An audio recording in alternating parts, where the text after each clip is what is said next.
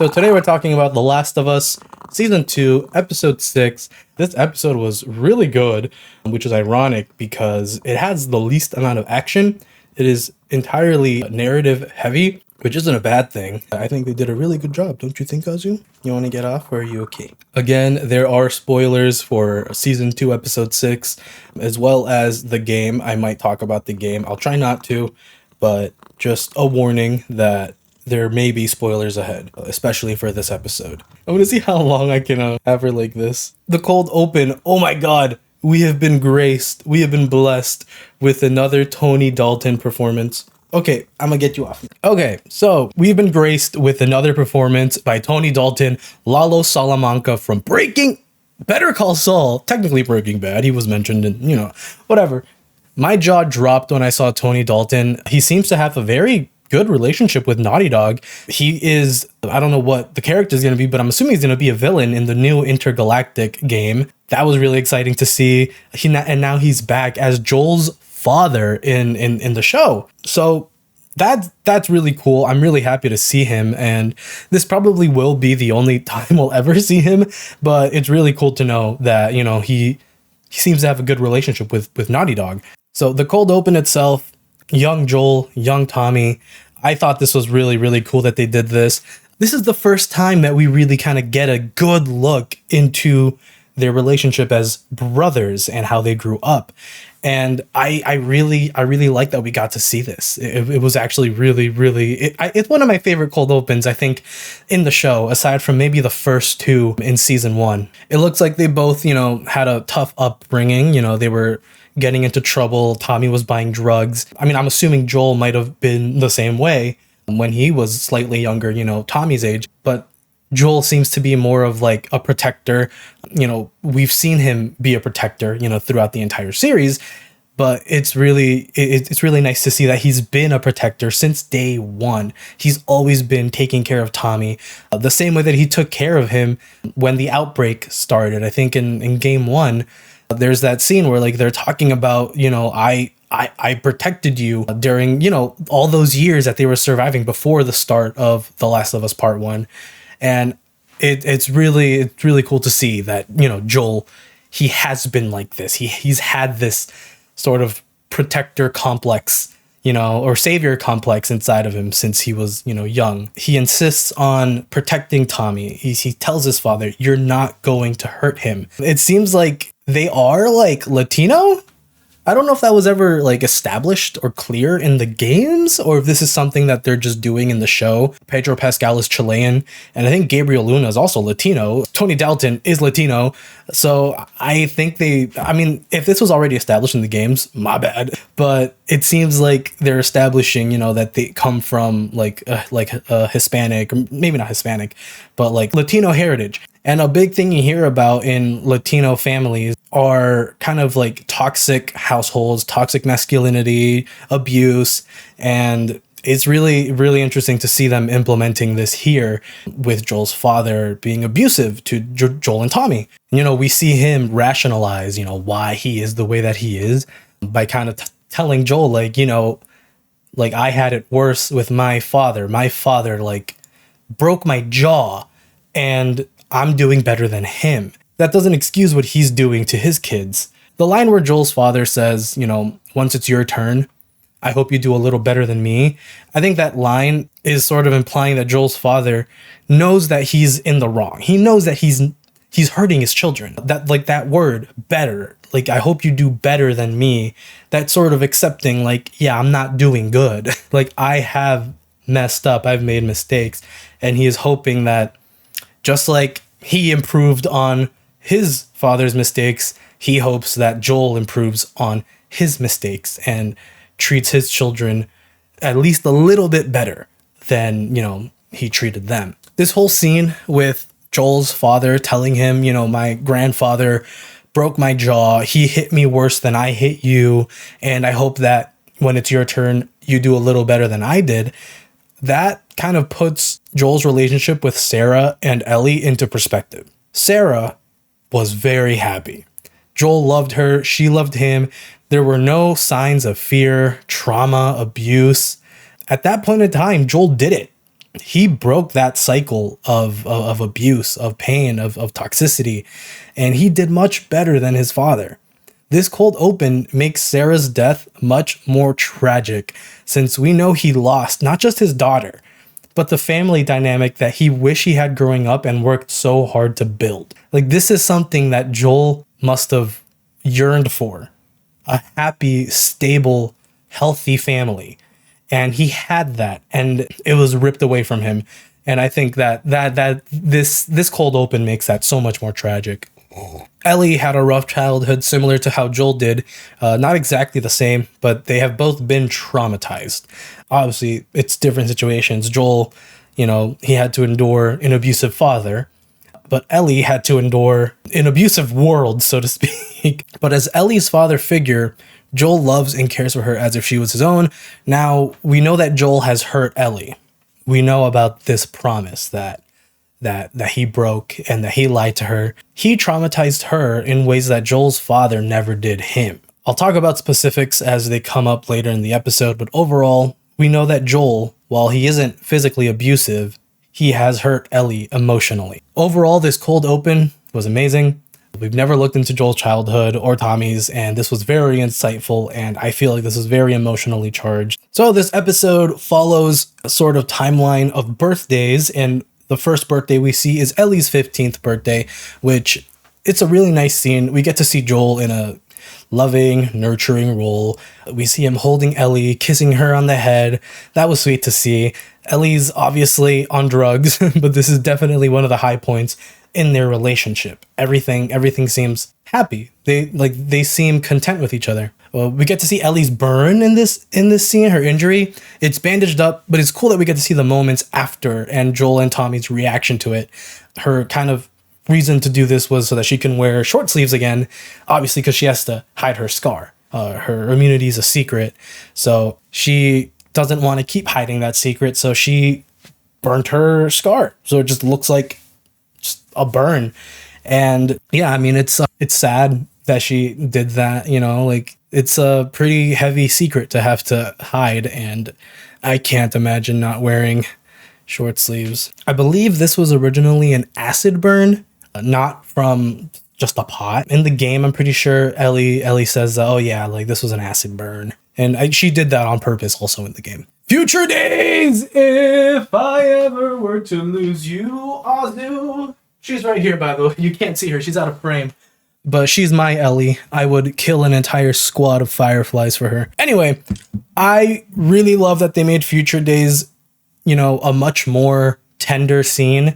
In the game, Ellie is kind of short with Joel. She kind of dismisses him at the end. She's like, Joel, it's late. So this highlights just how much they cared for each other. I think it's really important that we see them at a high point, because that just makes it a lot more painful once everything comes crashing down. I think that's good storytelling. I like when things have a contrast of this is how happy we are and this is how low we've come. Ellie's 16th birthday, this was perfect. They really locked in here.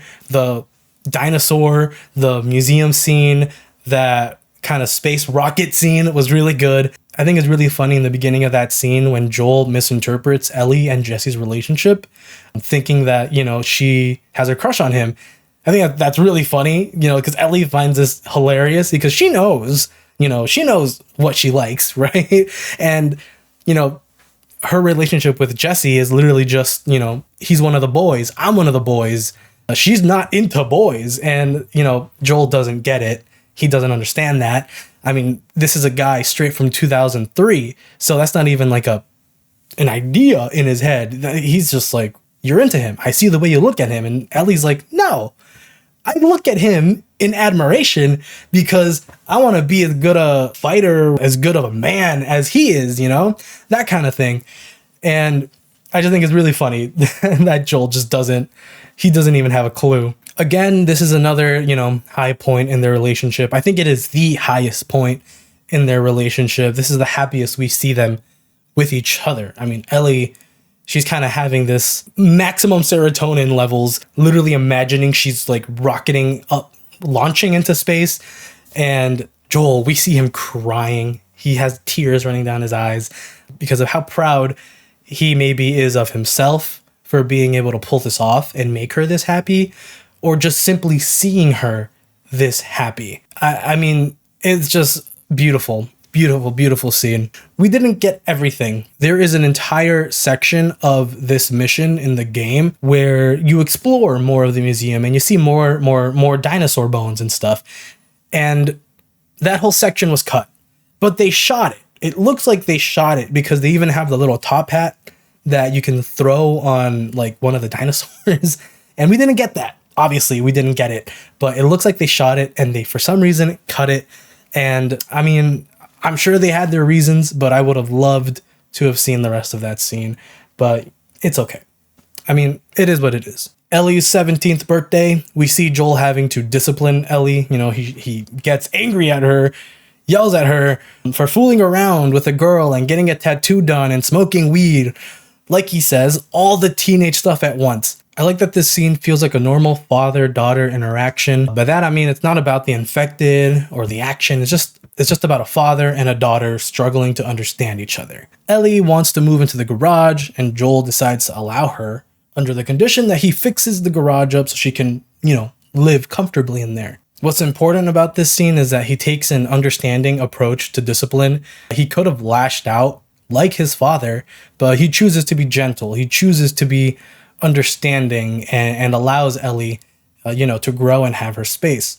He wants her to trust him, not fear him the way that him and Tommy definitely feared his father. The moth. I'm not sure if what the moth represents was ever explained in the game. So it was interesting to see it explained in this episode by Gale. Joel, going to Gale, trying to understand what the moth means, indicates that Joel is actively trying to understand Ellie. We learn that the moth represents death. And death is a common theme in this show. There's a lot of it. Ellie being attracted to moths and their symbolism of death is interesting because not only has she seen a lot of it, but it sort of ties, into the fireflies, which are like another type of insect that, is related to light. Fireflies are beacons of light. Moths are attracted to light. So along with their symbolism of death, maybe they represent some sort of end or death of her journey with Joel. Obviously, we know that this is the end of her journey with Joel. And it might also symbolize the fireflies themselves and the death of the fireflies and the end of whatever purpose Ellie might have had with the fireflies and, with her immunity. So Ellie's 19th birthday, the big thing that happens is Eugene's death. We finally see it happen.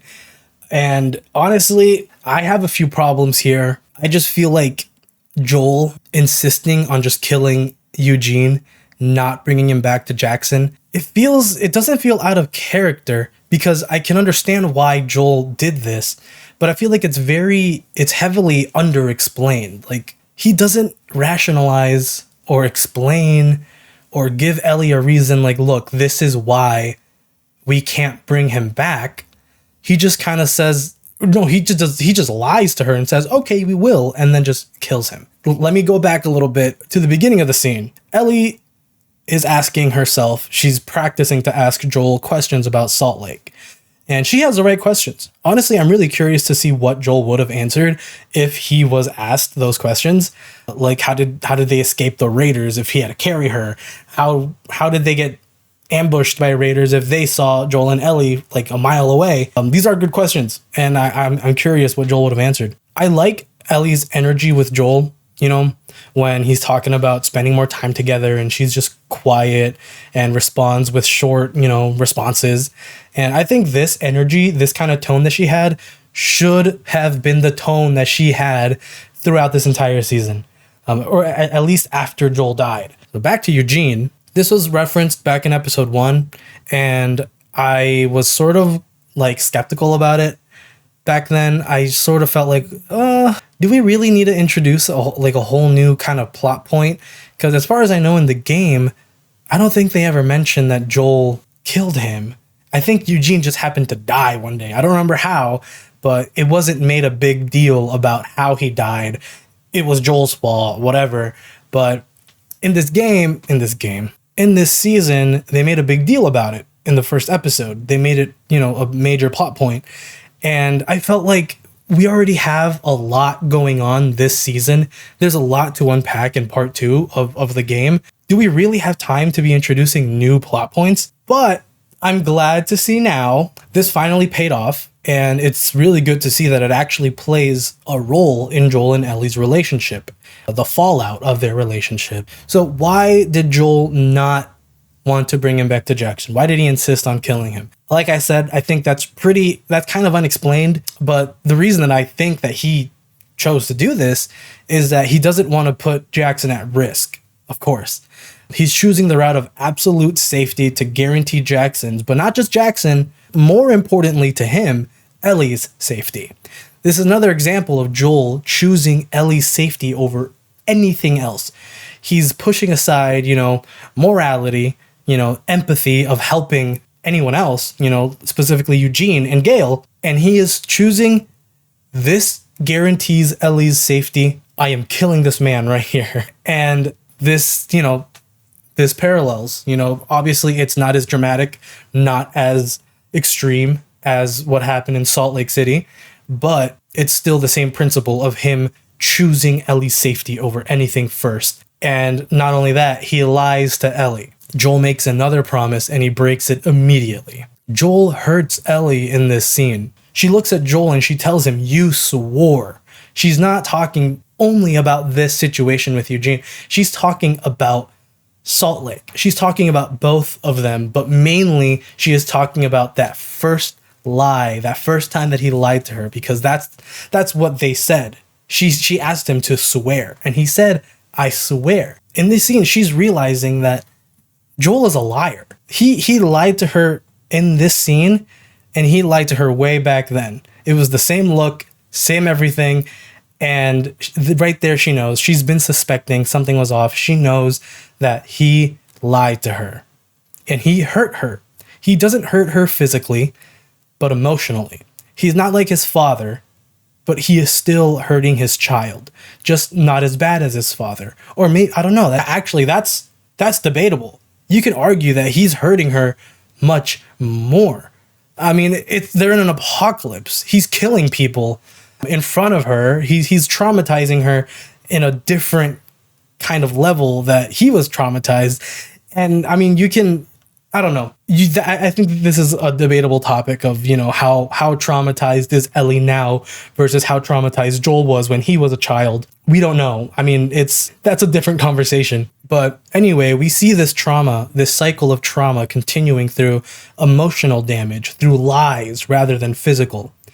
Joel believes he's doing better than his father, but like many parents who are victims of abuse, he's hurting Ellie in his own way. And also poor Gale. Poor Gale. That was tragic. That was really sad. In the next time skip forward, we see the porch scene. And I, like many, thought, now? We're doing this here, right now? And yes, it seems that we are. And honestly, I'm okay with it. I think it's fine. I think it's okay. This is an adaptation. Things are going to be shifted around. Not everything's going to happen at the exact same time. Again, we have to separate the game from the show as much as possible. It's difficult, I know, but it's going to happen. There's going to be changes. So let's talk about it. I loved it. I love the callback to the cold open by telling her that he hopes when it's her turn and she has a kid of her own, she does better than him. He shows that he knows that he hurt Ellie, just like his father. That phrasing of, "I hope you do better," that's an implication that he believes that he knows that he hurt her. He knows that he did the wrong things. He knows that he couldn't break that cycle of pain and trauma. This is kind of like passing the torch of like, okay, now it's your turn. Have a shot at it. Try to break the cycle. He did his best to be better, but he still hurt her. Not the same way that his father did him, but in his own way. Another detail here, the confirmation that the Fireflies could have made a cure. And I think that it's important to note that this isn't a confirmation that if they were to have operated on Ellie, that there would have been a cure. This is not confirming that. All right. He says could have made a cure. The word could is not a confirmation. The word could indicates the possibility for something to happen. Possibility, of course, is not a guarantee. So Joel does not confirm that, that they would have made a cure.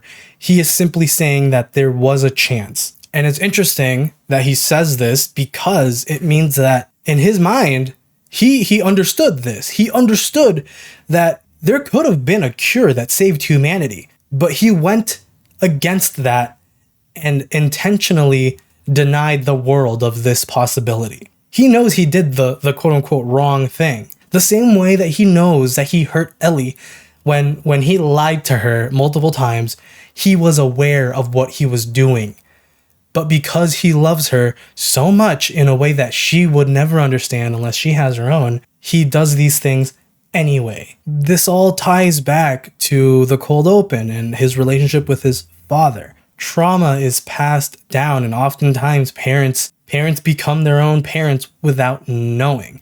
There's a part in the cold open where his father, I think when Joel asks him why, like if he knows what it feels like, then why? His father, he literally says, I don't know at some point. I